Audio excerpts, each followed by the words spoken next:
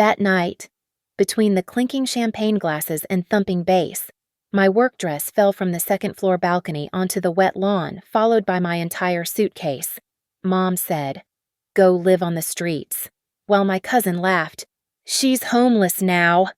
I didn't scream. I counted the security cameras, counted the witnesses, and counted every confession they'd just made. They didn't know I had copies of the papers my great-grandmother left behind and a plan to turn this party into their darkest day. My name is Lauren Pierce, and until that humid June evening, I thought I understood the depths of my family's cruelty. I was wrong. The summer kickoff party was in full swing at my parents' Shorewood home, the same sprawling colonial where I'd been living for the past 18 months after my startup folded. String lights zigzagged across the backyard, reflecting off wine glasses in the pool's surface. The smell of grilled meat mixed with my mother Elaine's prized roses, while some top 40 playlist competed with bursts of laughter from the 40-something relatives and neighbors scattered across the lawn. I was in the kitchen, refilling the ice bucket, when I heard the distinctive scrape of furniture overhead from my room. My stomach tightened. Racing upstairs, I found my father Victor wrestling my desk chair through the doorway while Elaine stood by my open closet, arms full of my clothes. "What are you doing?" My voice came out steadier than I felt. "Making things clear," Victor said, not even looking at me. "You've overstayed your welcome." Before I could respond, he grabbed the chair and my work clothes, the carefully pressed blazers, the silk blouses I'd bought with my first UX designer paycheck at Northline Studio, and headed for the balcony door, the one overlooking the party. "Dad, stop!" The first blazer went over the railing, then another. Then my entire interview outfit, the dress I'd worn to my college graduation, everything tumbling through the air like discarded thoughts. The music below stopped. Conversations died mid-sentence. "Victor, the suitcase too," Elaine called out, dragging my luggage from under the bed, the one still packed from my last work trip. She handed it to him, and over it went, crashing onto the wet grass where the sprinklers had just finished their 7 p.m. cycle. By now, everyone had gathered on the patio, phones out. My cousin Brooke, 35, married to Derek. Queen bee of every family gathering held hers high. Live streaming. Her voice carried clear across the yard. "Oh my God, you guys, family drama alert. Auntie Elaine is finally kicking her out." I pushed past my parents, leaning over the balcony. "That's my laptop in there, my portfolio." "Should have thought about that before being such a burden," Elaine said, loud enough for the audience below. 32 years old, Lauren. 32 and still living with Mommy and Daddy, the crowd murmured. Someone laughed, probably Derek. "I pay rent," I said quietly. "I pay part of the property taxes. I buy groceries. Not anymore." Victor produced a document from his pocket, some bullshit eviction notice he'd probably printed that afternoon. "Sign this. You acknowledge you're leaving voluntarily tonight?" "Tonight? Where am I supposed to—" "Not our problem," Elaine cut in, playing to her audience. "We've been more than patient, more than generous." Brooke's voice rang out again. "She's homeless now, oh my God, she's literally homeless." Her laugh was sharp, crystalline, designed to cut. I looked at the paper, then at my parents' faces, triumphant, vindicated, performing their righteous anger for the neighborhood. Then down at the party guests, their phones creating a constellation of recording lights. Mrs. Fairchild from next door had the decency to look uncomfortable. Most others seemed entertained. My wallet was in that suitcase, my laptop with all my work files, my medication, the wooden jewelry box my great-grandmother Marjorie had given me before she died. "I'm not signing anything," I said. "Then don't come back inside," Victor said, stepping between me and the hallway. "The locks will be changed within the hour." They'd planned this. The party, the audience, the immediate lockout, all of it choreographed for maximum humiliation. I pulled out my phone from my pocket, thank God I'd had it on me, and started recording. Not them, but myself, slowly panning across the scene. the clothes scattered across the lawn, the suitcase split open on the grass, the crowd of witnesses, the doorbell camera that would have caught everything, Mrs. Fairchild's security system that faced our driveway. "You have illegally evicted me without proper notice," I said clearly. "For the recording, you have destroyed my personal property. You have—" "Get out!" Elaine hissed, dropping her performance mask for just a second. "Get out before we call the police." I walked past them, down the stairs, through the kitchen where the ice bucket sat forgotten and melting. The sliding door to the patio felt like a portal to another dimension, one where I was the entertainment. The cautionary tale. The family failure. I gathered what I could from the wet grass, my laptop bag miraculously intact. Some clothes already staining from the lawn. The jewelry box's contents scattered but recoverable. Nobody helped. They just watched, recorded, whispered. Brooke ended her live stream with a flourish. "And that's why you always need a backup plan. Guys like subscribe and remember family first, but not if they're freeloaders." I looked back at the house once my childhood home, the place where my grandmother had taught me to bake in that kitchen, where her mother had planted those roses Elaine now claimed as her own. The deed to this house had my great-grandmother's name on it once, a detail everyone seemed to forget. But I didn't forget. And as I walked to my car with my arms full of wet clothes and rage, I wasn't thinking about where I'd sleep tonight. I was thinking about the copies of the papers in my safety deposit box, the ones from the estate lawyer, the ones my parents didn't know existed. The party resumed before I even pulled out of the driveway, music and laughter filling the night air as if nothing had happened, as if they hadn't just made the biggest mistake of their lives. The roots of their cruelty ran deeper than that night's performance. Growing up in that house, I'd learned early that family first meant family controlled everything: your choices, your boundaries, your life. When I was 12 and asked for a lock on my bedroom door, Victor laughed. "Locks are for people with something to hide. We don't keep secrets in this family." When I was 16 and got accepted to art camp instead of the business program they'd chosen, Elaine cried for 3 days about my selfishness. When I was 23 and took a job in Chicago instead of staying in Milwaukee, they called me ungrateful for 2 years straight. "Lauren just loves being difficult," became Elaine's favorite line at family dinners. Always has to be different, always has to make things hard. The truth, I just wanted to breathe, to have one decision that was mine, one space that wasn't subject to committee approval. But in the Pierce household, that made me the villain. They'd rewritten history so many times. I sometimes forgot the truth myself, like how they told everyone I'd abandoned them when I moved to Chicago, leaving out how they'd called my employer trying to get me fired for stealing their daughter. Or how they claimed I'd refused to help during Dad's surgery, omitting that they'd scheduled it during my crucial project launch and demanded I quit my job to play nurse. But the house was where their fiction fell apart. My great-grandmother Marjorie had bought that Shorewood property in 1952 with her husband Eugene. She'd raised 4 children there, including my grandmother, who raised my mother there. When Marjorie died 5 years ago at 96, sharp as ever, she'd pulled me aside at the funeral home. "I've left something for you," she'd whispered, pressing a business card into my hand.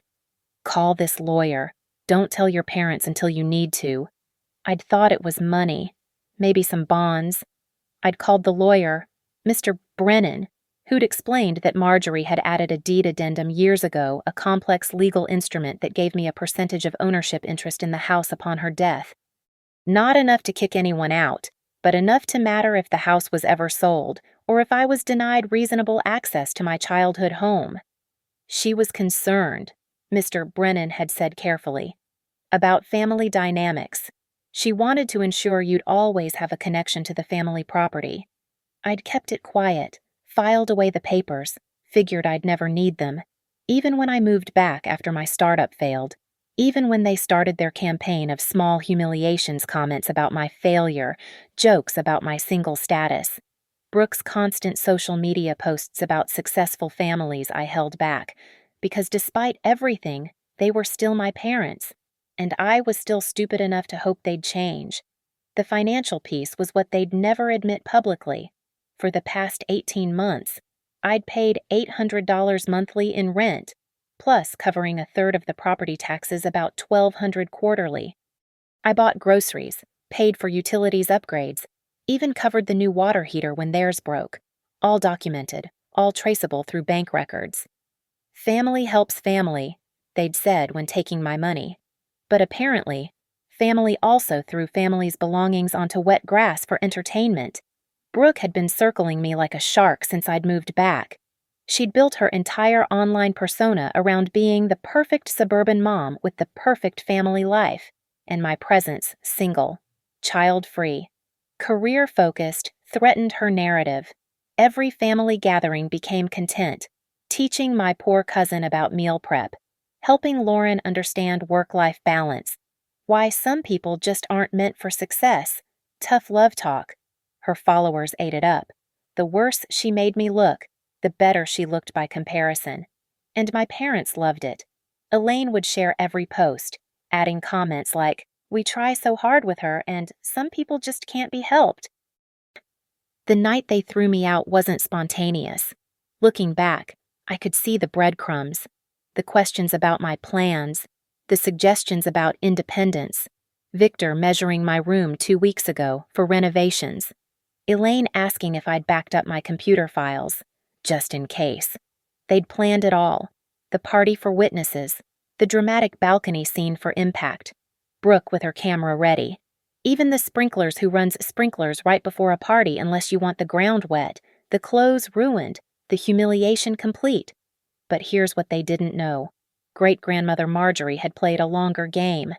That deed addendum, it came with conditions. Any co-owner denied reasonable access and habitation could trigger a partition sale forcing the property to be sold and proceeds divided. Any co-owner who contributed to property taxes and maintenance had enhanced claims. Any co-owner subjected to harassment or constructive eviction had grounds for damages. Marjorie knew her family. She'd watched Elaine bully my grandmother in her final years, watched Victor manipulate every situation for control. She'd seen what they were capable of.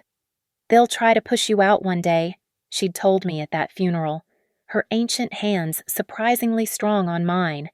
"When they do, remember the house remembers everything, every payment, every paper, every truth they've tried to bury. And sometimes, dear, the best revenge isn't leaving. It's staying and making them pay the proper price." I'd thought she meant metaphorically. Sitting in my car that night, laptop bag soaked through, clothes destroyed, dignity in pieces on that lawn, I finally understood. Marjorie hadn't just left me a piece of property. She'd left me a weapon. The Roadway Motel in Port Washington smelled like industrial bleach and broken dreams. $59 a night. Cash only. No questions asked. I sat on the bed's edge at 2:15 a.m. My laptop finally dry enough to power on, cataloging the damage while my clothes hung over every available surface. My phone hadn't stopped buzzing. The family group chat was electric with vindication. Aunt Patricia, finally, we all knew this day would come. Uncle Ron, tough love works. She'll thank you later. Brooke, already at 47K views. This is helping so many families deal with similar situations. Then the private messages started. "Mom, this didn't have to happen this way. Come home tomorrow, apologize to everyone for the scene you caused, and sign the papers. We'll give you 30 days to find a place properly. Dad, your mother's being generous. I wouldn't be. You have until noon. Brooke, hey hun, no hard feelings. If you need content creation tips for your fresh start, my course is 20% off this week." I screenshot everything, then turned off notifications. The temptation to respond, to rage, to beg, it sat like acid in my throat. 6 months ago, I would have driven back, apologized for existing, signed whatever they wanted. The old Lauren always folded, always made herself smaller, always chose peace over principle. But sitting in that motel room, I felt something shift. Not anger burns out too fast. This was colder, cleaner, clarity. I opened a new document and started typing. Timeline, June 15th, 7:10 p.m. Heard furniture moving in my room. 7:15 p.m. Found parents removing my belongings. 7:20 p.m. Items thrown from balcony witnesses. 40-plus party guests. 7:25 p.m. Illegal eviction attempt. Threatened police involvement. 7:35 p.m. Departed premises under duress. Damaged/destroyed items. MacBook Pro. Water damage. $2,400 work wardrobe. $3,000 estimated personal electronics. $800 grandmother's jewelry box contents. Invaluable portfolio materials. Irreplaceable evidence available. Pierce home. Doorbell camera, motion-activated Fairchild security system. Faces driveway, Brooks livestream saved locally. My video recording 40-plus witness phones. Family group chat screenshots. Bank records showing rent, tax payments. Original deed addendum safe deposit box. I worked until sunrise, organizing everything with the same precision I used for UX workflows. Every cruel message, every financial record, every piece of evidence. Then I started making calls. Ruth Halverson's secretary sounded surprised to hear from someone at 7:30 on a Sunday. She doesn't usually. Tell her Lauren Pierce needs to discuss the Marjorie Walsh property addendum. She'll know. 10 minutes later, Ruth called back personally. I've been wondering when you'd call. Your great-grandmother said you'd need help eventually. How bad? I explained. The silence afterward stretched so long I thought we'd disconnected. They physically threw your belongings off a balcony, in front of witnesses, while someone live-streamed it. Yes, and they've been taking your rent while planning this. $800 monthly, plus taxes. Lauren, do you understand what they've done legally speaking? Tell me. They've gift-wrapped a case. Illegal eviction, destruction of property, breach of implied tenancy, intentional infliction of emotional distress, and that's before we get to the deed addendum. Can you come to my office tomorrow at 9? After Ruth, I called the Shorewood Homeowners Association. The weekend answering service took detailed notes about disturbance and property damage during a residential event. Then I opened Brooks' livestream on my laptop. 47,000 views had become 92,000. The comments were a masterclass in cruelty. But Brooke had made a mistake several. Actually, her profile showed brand partnerships she hadn't disclosed in the video. The supplements company, the clothing brand, even that stupid course she kept pushing all require FTC disclosure for sponsored content. I started filing reports. Platform violation for harassment, FTC complaint for undisclosed sponsorships, reports to each brand about their ambassador posting harmful content. By noon, I'd received 3 messages. Mom, where are you? The locks are changed. Don't make this worse. Dad, your tantrum is noted. The offer expires at 1 p.m. Brooke, why is my video under review? What did you do? I didn't respond. Instead, I went to work on phase 2. Every humiliation they'd subjected me to over the years, I had receipts. The email where Mom called my boss to check on Lauren's mental health. The Facebook posts about my failure to launch. The text chains where they discussed my life like I was a problem to solve. All organized, categorized, ready. But the real treasure was in the details they'd forgotten. Like Dad using the garage for his political fundraisers without HOA permission commercial use in a residential zone. Or Mom's little cash business selling plants to neighbors without declaring the income. Or Brooke filming content in my room without consent, using my personal space as a backdrop for her Organizing Lazy People series. By evening, my cheap motel room had become a war room. Papers covered every surface. My laptop had 16 tabs open. My phone had 32 screenshots. They wanted me to beg, to come crawling back, broken and grateful for any scraps of dignity they'd allow me. Instead, I ordered Chinese food, opened a bottle of gas station wine, and started planning their destruction. Not emotional, not impulsive, but methodical, surgical.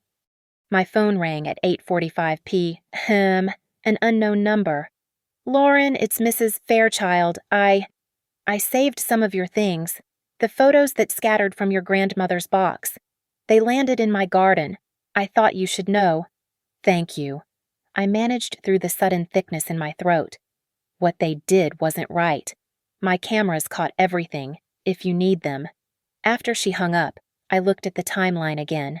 The garden charity night was in 3 weeks, their crown jewel event, where they pretended to be pillars of the community while raising money for causes they couldn't spell. 3 weeks to turn their own weapons against them. 3 weeks to show them what family first really meant. I opened a new document and typed Operation Reclamation. They thought they'd thrown me away. They were about to learn that some things, once discarded, come back sharp enough to draw blood. Ruth Halverson's office smelled like leather and legitimacy. She was 60-something, silver-haired, with the kind of quiet intensity that made opposing lawyers sweat. When I finished showing her my documentation, she leaned back and actually smiled. Your great-grandmother was a shrewd woman. This deed addendum, it's bulletproof. She had it drafted by the best property lawyer in Wisconsin, witnessed by 3 attorneys, and filed with redundant backups. Your parents can't claim ignorance because they were notified by certified mail 5 years ago. They never mentioned it? Of course not. They probably thought if they ignored it, it would go away. But here's what you have: 15% ownership interest that activated upon Marjorie's death. Enhanced claim due to your documented tax payments and maintenance contributions, and now, she tapped the eviction video on her tablet. Clear grounds for partition action. Meaning they either buy you out at fair market value determined by an independent assessor, or the court forces a sale of the entire property. Given the Shorewood market, your 15% is worth approximately $90,000, but with your enhanced claim from the tax payments, we could argue for 20%. That's $120,000. I felt dizzy. They'd never pay that. Then they lose the house. Partition sales are absolute. The court doesn't care about their feelings. Ruth pulled out a legal pad. But that's just the property issue. The illegal eviction, destruction of property, intentional infliction of emotional distress, those are separate causes of action. The video alone is worth its weight in gold. What about the HOA? I play golf with Sandra Martinez, the HOA president. She's already received multiple complaints about Saturday's disturbance. Throwing items from a balcony violates at least 3 community codes. The fines start at $500 and double weekly until remedied. She made a call. 20 minutes later, Sandra herself arrived, looking perfectly composed despite it being Monday morning. I've reviewed the doorbell footage Mrs. Fairchild provided, Sandra said, sliding a folder across the desk. Multiple violations, disturbing the peace, improper disposal of personal property, conducting a public spectacle that damaged community reputation. The board's emergency vote was unanimous. The violation notice was beautiful: immediate fines, potential suspension of event hosting privileges, and requirement for written apology to affected neighbors. The garden charity night, I said. They're hosting it in 3 weeks. Sandra's smile was sharp. That would require HOA approval, wouldn't it? And we couldn't possibly approve event permits for homeowners with outstanding violations. After Sandra left, Ruth pulled up Brooke's social media. Your cousin's got bigger problems. These undisclosed sponsorships, each violation carries up to $43,000 in FTC fines. Plus, the platforms can permanently ban monetization. She makes her entire living from that account. Should have thought about that before broadcasting your humiliation for profit. We spent 3 hours crafting the demand letter. It was a masterpiece of legal violence, laying out every claim, every violation, every path to their financial and social destruction. But buried in the middle was an offer: return my belongings, provide written apology, pay damages for destroyed items, and negotiate a fair buyout of my property interest. They'll never agree, I said. Of course not, but it establishes our good faith attempt at resolution. Courts love that. That afternoon, I met with Marcus Webb, a process server who specialized in high-impact delivery. You want it served during an event. The garden charity night, July 6th, approximately 8 p.m. Maximum visibility. That's cold, he grinned. I love it. Legal. Completely. They'll be at their home address, publicly accessible during a community event. By Wednesday, the foundations were cracking. Brooke's video had been removed for community guideline violations. Her Instagram was locked pending review of sponsorship disclosures. 3 brands had already terminated their partnerships. Her texts grew increasingly unhinged. What did you do? My account is my job. My children depend on this. You're destroying my family because you're jealous. I didn't respond. But I did file additional reports when she started a backup account trying to circumvent the suspension. Mom called 17 times. Dad left 6 voicemails, each angrier than the last. The family group chat exploded with theories about my vindictive behavior and mental breakdown. Aunt Patricia, she's having a crisis. Should we call someone Uncle Ron? This is what happens when you don't have kids to ground you. Shoo, Brooke, she's trying to ruin me over nothing. Thursday brought unexpected allies. 3 neighbors reached out, offering security footage and witness statements. Apparently, my family's perfect household facade had been transparent for years. They've been horrible to you, Mrs. Chen from 2 doors down said over coffee. We all saw it. The way they talked about you, blamed you, used you. That party was just the final straw. Why didn't anyone say anything before? What could we say but throwing your things off a balcony, broadcasting it online that crossed a line? By Friday, I had 17 witness statements, 4 security recordings from different angles, and a file thick enough to choke someone. But the real gift came from an unexpected source. Derek, Brooke's husband, called from a blocked number. I'm not supposed to be talking to you. Then why are you? Because what Brooke did was wrong, and because, he paused, she's been doing this for years. Making money off humiliating people. You're not the first, just the most public. What do you mean? Check her cloud storage. She never deletes anything. Username is her email. Password is probably still Influencer Queen 2019. She hasn't changed it in years. Derek, why? Because I'm tired of being married to someone who monetizes cruelty, and because your cousin needs to learn that actions have consequences. He hung up. I stared at my phone, then opened my laptop. The password worked. Inside was years of content, videos mocking other family members, drafted posts about friends' divorces and miscarriages she'd planned to address supportively for engagement, screenshots of private messages she'd shared with her followers, and worse, much worse, financial records showing she'd been hiding income from Derek, conversations with other influencers about manufacturing drama for views, even videos of my old room, taken while I was at work, critiquing my sad single girl aesthetic for content she'd never posted but saved. I downloaded everything, every cruel word, every violation of privacy, every piece of evidence that showed exactly who Brooke Carver really was. The garden charity night was in 2 weeks. The demand letter would arrive Monday. The HOA hearing was scheduled for Thursday. They wanted to destroy me publicly. Fine. I'd return the favor. Legally. The demand letter hit their mailbox Monday morning at 9:05 a.m., delivered by certified mail requiring signature. I knew because Victor's call came at 9:08. What the hell is this? I let it go to voicemail. Then Elaine called, then Brooke, then numbers. I didn't recognize probably their lawyer friends, relatives, anyone they could rally. By noon, the family group chat was DEFCON 1. Victor, she's lost her mind, claiming she owns part of our house. Elaine, we gave her everything and this is how she repays us. Brooke, she's already destroyed my career. Now she wants the house too. Aunt Patricia, maybe you should have handled things differently. Victor, whose side are you on? Aunt Patricia has left the group I sat in my new temporary apartment, a furnished short-term rental in Bayview, and prepared for Thursday's HOA hearing. The violation notice had been formally served, and my parents had requested a hearing to contest it. Perfect.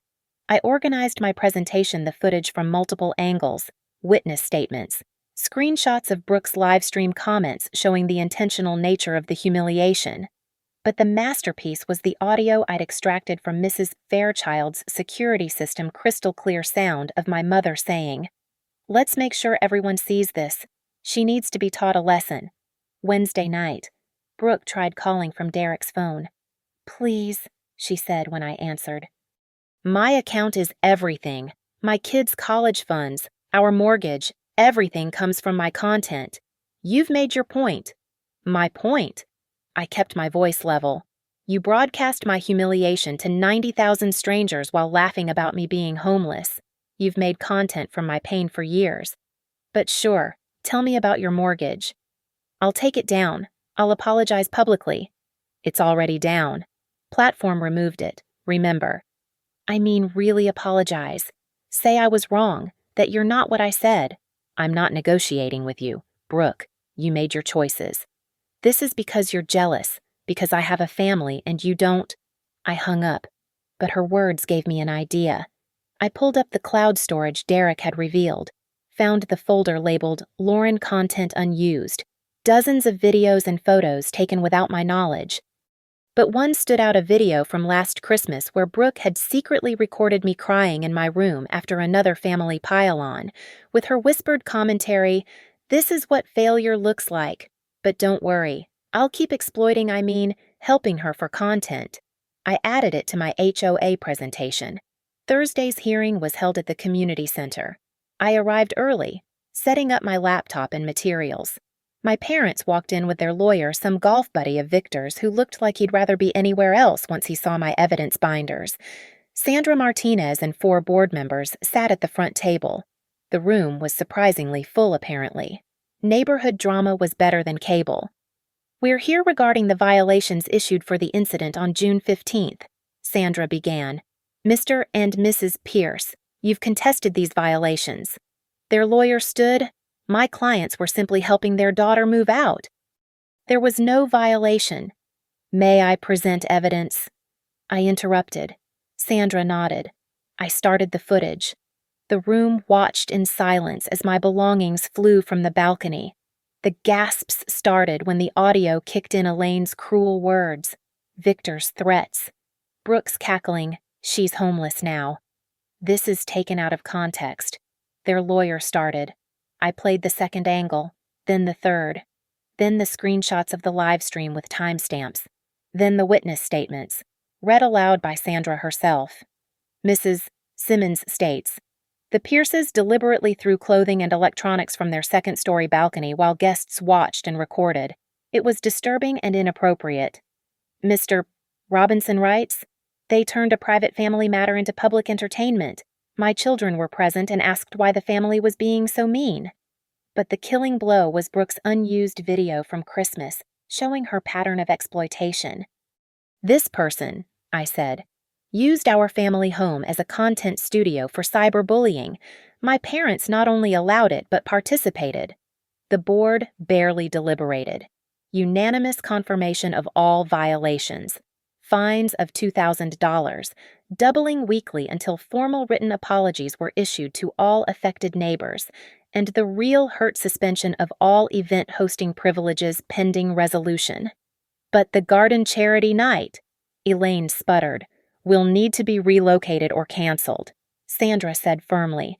"The suspension is effective immediately." As we filed out, Victor grabbed my arm. "You vindictive little assault," I said calmly, loud enough for others to hear. "You're assaulting me in public. Again." He let go like I was radioactive. That evening, Ruth called with an update. Their lawyer reached out. They want to negotiate. Already, the HOA suspension hit them hard. Apparently, half the city council was invited to their charity event. Canceling would be social suicide. They're panicking. "What's their offer? $30,000 for your property interest and you drop everything." I laughed. "That's insulting." I told them that. Counter. "Full assessment value minimum $90,000 plus damages for destroyed property, plus a written apology published in the neighborhood newsletter." "They'll never." "Then we proceed with partition. File the papers tomorrow. Ruth paused. You've thought this through. I've had 2 weeks of nothing but thinking. Lauren, there's something else. The FTC responded to your complaint about Brooke. They're opening a formal investigation. With the evidence you provided, she's looking at significant fines. That night, I sat with my laptop, crafting one final piece, a Medium article titled, When Family Becomes Content, a Cautionary Tale. Not naming names, I wasn't stupid, but describing the experience of having your lowest moment broadcast for entertainment, the violation of privacy disguised as family bonding, the monetization of someone's pain. I scheduled it to publish the morning of July 6th. The garden charity night was 8 days away, or would have been, if it was still happening at my parents' house. My phone buzzed. Another unknown number. Lauren, it's Marcus, the process server. Just confirming July 6th, 8 p.m. Change of plans. They can't host at their house anymore. Where then? I smiled. That's what I'm about to find out. But wherever it is, be ready. You really want to serve papers at their charity event? That's justice. I finished. That's justice? I opened Brooke's Instagram. She'd started yet another backup account, desperately trying to salvage her influence. Her latest post was damage control, claiming she was taking a break for family health issues and promising to come back stronger. The comments were brutal. Word had gotten out about the investigation. Other influencers were distancing themselves. Brands were scrubbing her from their feeds. But buried in her stories was what I needed. So excited to support Mom and Dad's charity event at the Shorewood Country Club, different venue, but same cause, July 6th. The country club, of course. Even more public, even more prestigious, even more perfect for what was coming. I texted Marcus the update, then opened my presentation folder. Everything was ready, the partition filing, the damage assessment, the HOA documentation, the FTC investigation notice. They thought changing venues would save their reputation. They had no idea what was coming. July 6th arrived wrapped in perfect summer weather, clear skies, warm breeze, the kind of evening that made charity donors feel generous. The Shorewood Country Club had been transformed with string lights and white tablecloths, a jazz quartet playing on the terrace. The garden charity night had become something grander in its relocation, my parents spinning the venue change as expanding their vision. I arrived at 7:45 p.m., precisely timed. Ruth Halverson walked beside me in her best courtroom suit, while Sandra Martinez from the HOA had brought the official violation documentation in a leather portfolio. We looked like wedding guests, professional and polished. The valet's eyes widened slightly. He recognized me, had probably seen Brooke's viral video, but took my keys without comment. Ready? Ruth asked. 5 years ready, I said. The cocktail hour was in full swing on the west lawn. Roughly 200 guests mingled with champagne flutes, bidding on silent auction items, congratulating themselves on their philanthropy. I recognized half of Milwaukee's social registry, several city council members, and perfectly a reporter from the Journal Sentinel who covered the society pages. My parents stood at the center of it all, Victor in his best navy suit, Elaine in designer coral, playing the generous hosts. They hadn't seen me yet. Brooke was there too, desperately networking, her phone out recording behind-the-scenes content for whatever platform hadn't banned her yet. Derek stood apart, looking miserable, checking his watch. I made my way to the bar, ordered a sparkling water, and waited. Ruth positioned herself near the entrance. Sandra walked toward the registration table where HOA documentation would have maximum visibility. At exactly 8 p.m., Marcus Webb entered, carrying a leather folder and wearing a visitor badge he'd somehow acquired. He moved through the crowd like smoke, professional and purposeful. That's when Elaine spotted me. The color drained from her face. She grabbed Victor's arm, whispered urgently. His head snapped up, eyes finding me across the lawn. Brooke noticed their reaction, followed their gaze, and actually dropped her phone. I raised my water glass in a small toast. They started toward me, but Marcus intercepted them at the perfect spot right in front of the podium where they'd planned to give their welcome speech. Victor Pierce, Elaine Pierce. His voice carried clearly. "You're being served." The jazz quartet played on, but conversations around them died. Marcus handed over the papers with practiced efficiency. "This is a formal notice of partition action regarding the property at 4847 North Lake Drive, as well as civil suits for illegal eviction, destruction of property, and intentional infliction of emotional distress." Victor's face went purple. "This is harassment. This is legal service," Marcus corrected. "Have a pleasant evening." As he left, Sandra approached with the HOA board president and 2 other members. "Mr. and Mrs. Pierce," Sandra said, loud enough for nearby guests to hear. "We need to discuss the outstanding violations and fines, now totaling $8,000 with penalties. Your hosting privileges remain suspended, and technically, you shouldn't be representing yourselves as hosts of a community event." "This is a private event," Elaine stammered. "Advertised as the Shorewood Community Garden Charity Night." Sandra read from her phone. "Using the community name without authorization while under suspension is another violation." The Journal-Sentinel reporter had materialized nearby. Phone recording. Other guests were openly staring. The death of a reputation in real time. Brooke tried to salvage it, stepping forward with her brightest influencer smile. "Hey everyone, just a little mix-up. Why don't we all—" Her phone chimed, then chimed again, then erupted in notifications. She looked down, face paling. The FTC investigation notice had just gone public. Someone definitely not me had noticed it in public filings and tweeted about it. Her remaining sponsors were fleeing in real time. No, no, no. She frantically tried to respond to messages, but the damage was cascading. That's when I walked over. "Hello, Mom, Dad, Brooke." My voice was calm, steady. "Lovely event. Though I should mention you might want to check the Medium trending page." Elaine pulled out her phone with shaking hands. There it was. My article about family exploitation and social media cruelty had been picked up by the algorithm. Without naming names, everyone who knew the story could connect the dots. The comments were already filling with links to Brooke's deleted video. "You vindictive," Victor started. "Careful," Ruth said, appearing at my shoulder. "Defamation is actionable, and you're being recorded by approximately 40 phones right now." I looked at my parents, really looked at them. These people who'd raised me, claimed to love me, then threw me away for entertainment. You had 18 months of my rent money while planning to humiliate me.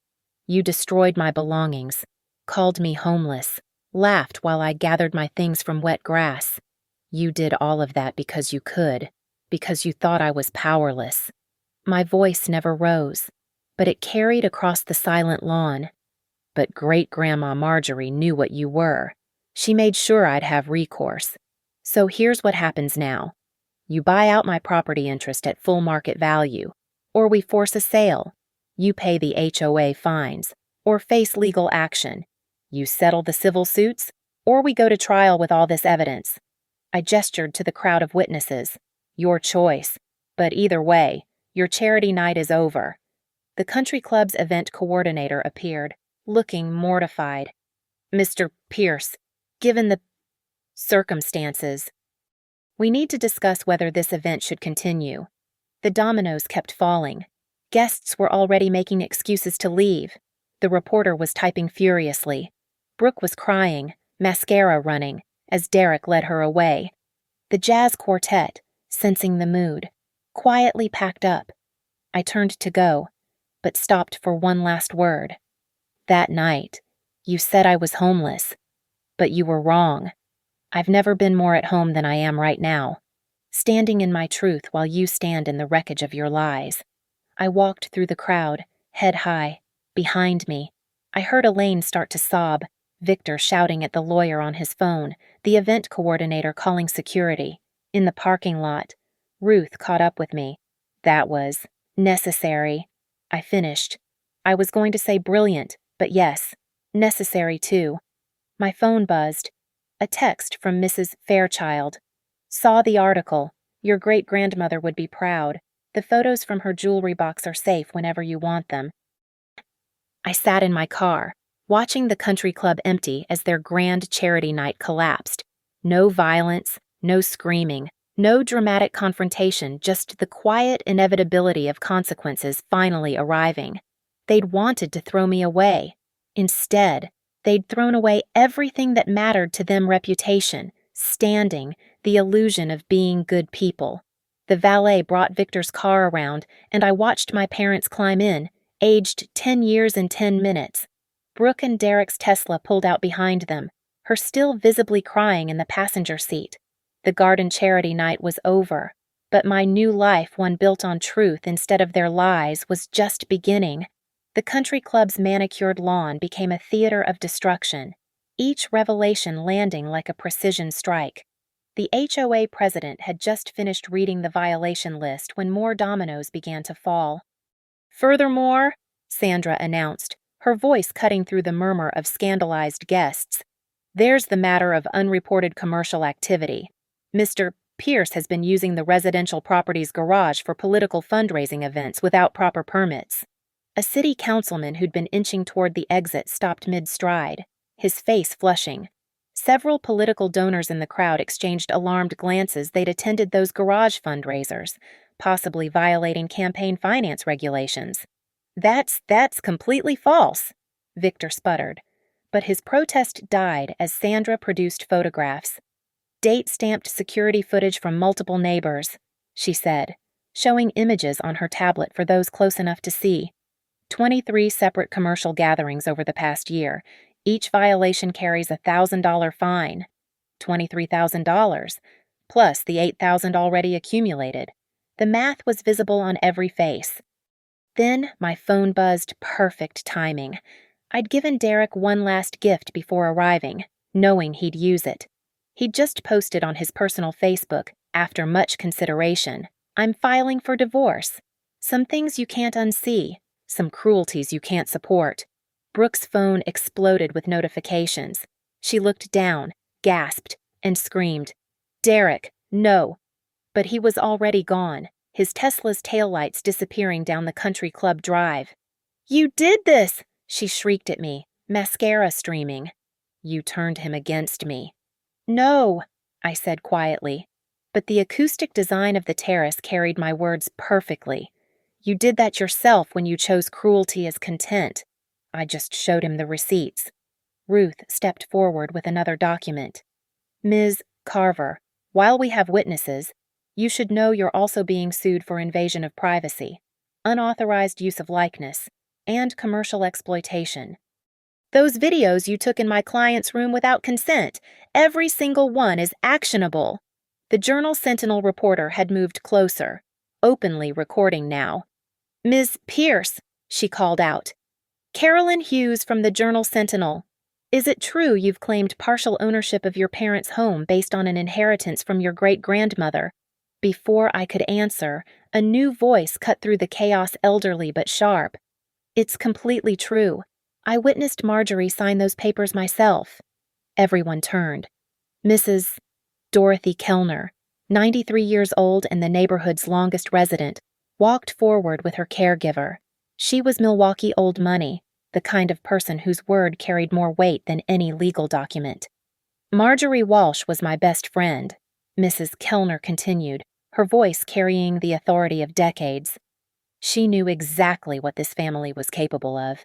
Watched them bully her daughter, then her granddaughter. So she made sure Lauren would have protection. She turned to my parents with undisguised contempt. You stood at Marjorie's funeral and promised to take care of her great-granddaughter. Then you spent 5 years trying to break her spirit. Well, Marjorie saw you coming from her deathbed. The crowd was riveted.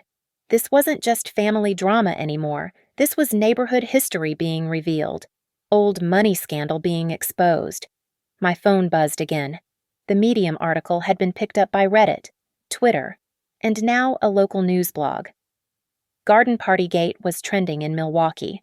Someone had found Brooke's deleted video on an archive site and reposted it with the caption, "This is what happens when cruel people think they're untouchable."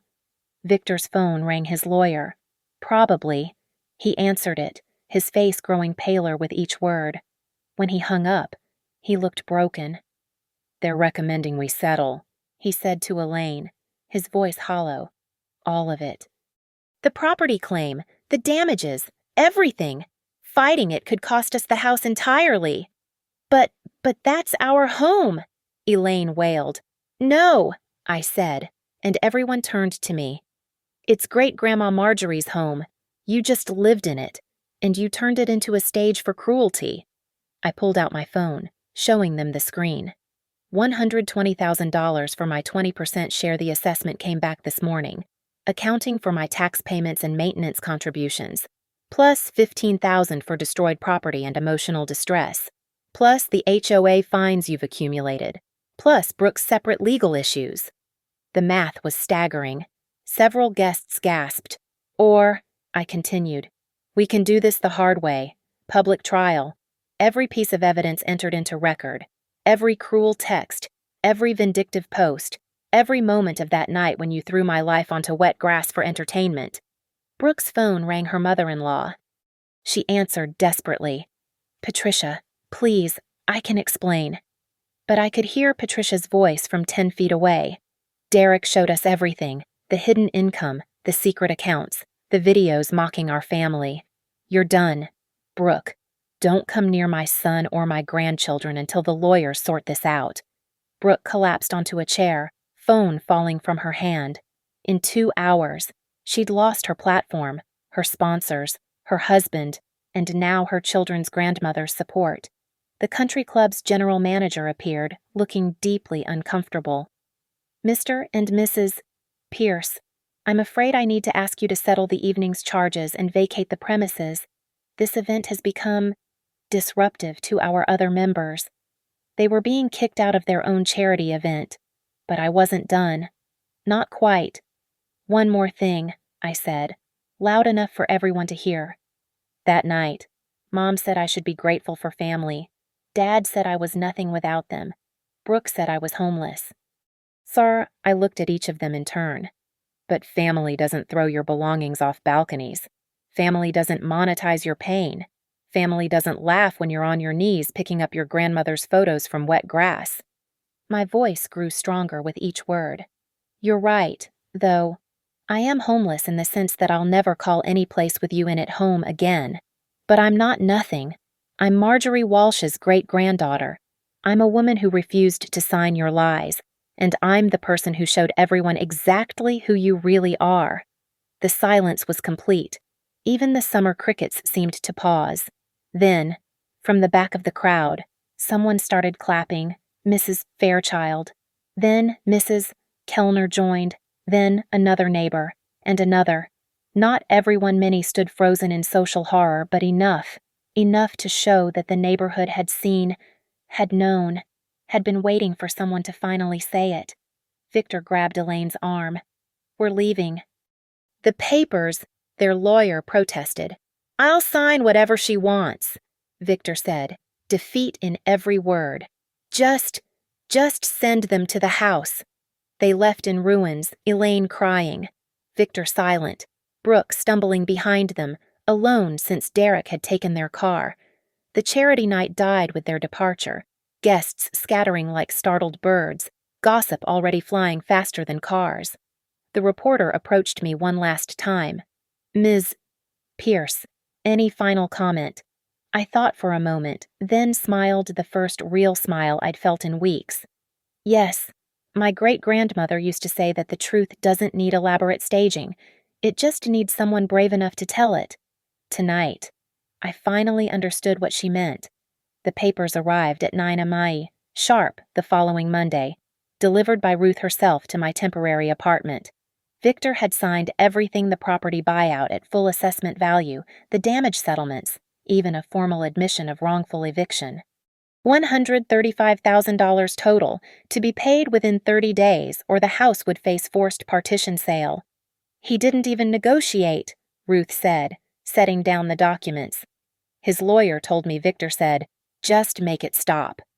I stared at the signatures my parents surrender in blue ink. No dramatic final confrontation, No tearful reconciliation, no hallmark moment of understanding, just paperwork and the quiet death of what we'd pretended was family. The HOA fines, paid this morning, all 31,000, including the new violations for unauthorized commercial use. They had to take out a home equity loan. $31,000, plus my settlement, plus their lawyer fees, plus the country club's bill for the ruined charity night. The financial destruction was complete. My phone showed 17 missed calls from relatives, most of whom hadn't spoken to me in years. The family group chat had imploded accusations, taking sides, old grudges surfacing like bodies in water. Aunt Patricia had started a new group called Moving Forward that pointedly excluded my parents and Brooke. Speaking of Brooke, her final platform TikTok had fallen that morning. The FTC fine announcement had gone public, $43,000 for undisclosed sponsorships, plus a 5-year ban on monetizing content without clear disclosures. Her influencer career was professionally dead. Derek had already filed papers.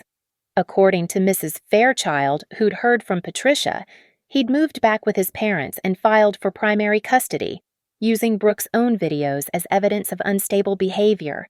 The same content she'd used to build her brand would now be used to take her children. I signed my copies of the settlement papers and handed them back to Ruth. "So it's over," I said. "Legally? Yes. You'll have your money within the month. Enough to buy your own place. Start fresh. Whatever you want." I walked to the window, looking out at Lake Michigan in the distance. Somewhere in Shorewood. My parents were probably sitting in that house, Marjorie's house, calculating how much of their retirement they'd just lost. Brooke was probably desperately trying to create content on some new platform, not understanding that her reputation was poisoned now, but I didn't feel victorious. Just empty, clean, like a room after everything unnecessary has been removed. My phone buzzed. A text from Mrs. Kellner's caregiver. "Dorothy would like you to come for tea Thursday at 3 p.m. She has something of Marjorie's to give you. Thursday at 3 p.m. I sat in Mrs. Kellner's sunroom, surrounded by photos spanning 90 years of neighborhood history. She poured tea with steady hands and studied me with sharp eyes. "You did what needed doing," she said simply. "But you're wondering if it was worth it. They're destroyed. Financially, socially, professionally. They destroyed themselves. You just held up a mirror." She reached for an old photo album, opened it to a yellowed page. "Look." It was my great-grandmother, young, maybe 25, standing in front of the house with a baby my grandmother. But her face was hard, defensive, her arms protective around the child. That was right after Marjorie's own family tried to take the house. Mrs. Kellner said, her husband's relatives, claiming a woman couldn't manage property. She fought them for 3 years. 1, 2. But it cost her those relationships forever. She turned to another page. Marjorie, older now, at some garden party, surrounded by neighbors but standing slightly apart. She learned that family isn't blood, it's choice. It's the people who see you clearly and choose to stay anyway. Your parents never learned that lesson. They thought family meant ownership, control, obligation. She handed me an envelope, aged and sealed with wax. "Marjorie left this with me, said to give it to you when you finally stood up to them. She knew it would happen eventually." I opened it carefully. Inside was a single sheet of paper in my great-grandmother's precise handwriting. "My dearest Lauren, if you're reading this, you've finally done what I could only prepare you for. You've refused to let them diminish you. The house was never about property. It was about power. The power to say no. The power to demand respect. The power to walk away when necessary. They'll call you cruel, vindictive, ungrateful. Let them. You know the truth that love without respect is just manipulation with a pretty name. Build your own life now. Make your own family from people who celebrate your boundaries instead of resenting them. And remember, you didn't break the family. You revealed that it was already broken. All my love, Marjorie." I read it 3 times, tears finally coming. Not sad tears, clean ones, like rain after drought. She'd be proud, Mrs. Kellner said softly. You did it with grace. No screaming, no violence, just truth delivered at the perfect moment. That evening, I stood in an empty townhouse in Bayview, keys heavy in my hand. My money wouldn't come for weeks, but the seller had agreed to early possession apparently. She'd heard the story and decided anyone who'd stand up to their family like that was good for the mortgage. The space was mine. No history, no ghosts, no one else's expectations. Just walls waiting for my own story. My phone buzzed a forwarded news article. The Journal-Sentinel had published the charity night story. Prominent Milwaukee family faces legal reckoning at failed fundraiser. The comments were brutal but oddly vindicating. People sharing their own stories of toxic families, financial abuse, inheritance theft. Victor and Elaine Pierce would recover financially, eventually, but they'd never host another charity event, never hold court at country club lunches, never be able to pretend they were anything other than what the whole city now knew them to be. Brooke had started a blog, Rebuilding After Cancel Culture, that had 12 subscribers, probably all family. Derek had posted photos from a park with the kids, looking happier than he had in years. The divorce would be final in 6 months. I opened my laptop and deleted the family group chat. The photos from childhood birthdays, the videos of Christmas mornings that were pretty on the surface and rotten underneath. Then I blocked every number, every email, every possible avenue they could use to reach me. For the first time in 32 years, I was truly alone. And for the first time in 32 years, I was completely at peace. The text came at exactly 8 p.m., the same time they'd thrown my things off the balcony 6 weeks ago. From an unknown number, "We're sorry." 2 words. No explanation, no context, but I knew who it was from. The timing was too specific to be coincidence. I deleted it without responding. My great-grandmother was right. I hadn't broken the family. I'd simply shown everyone what was already broken. And now, standing in my own space with my own money coming and my own life ahead, I was finally, truly, completely free. The house in Shorewood would stand, its walls holding their diminished dreams and debt. But Marjorie's real legacy, the strength to say no, the courage to demand respect, the wisdom to know when to walk away that lived in me now. And that was worth more than any house. That was home. Thank you so much for listening to this story. I'd love to know where you're tuning in from. Leave a comment below and let's connect. If this story resonated with you, please subscribe to the channel and share your thoughts. Have you ever had to stand up to family members who crossed the line? How did you find the strength to do it? Your stories matter too, and I'd love to hear them in the comments below.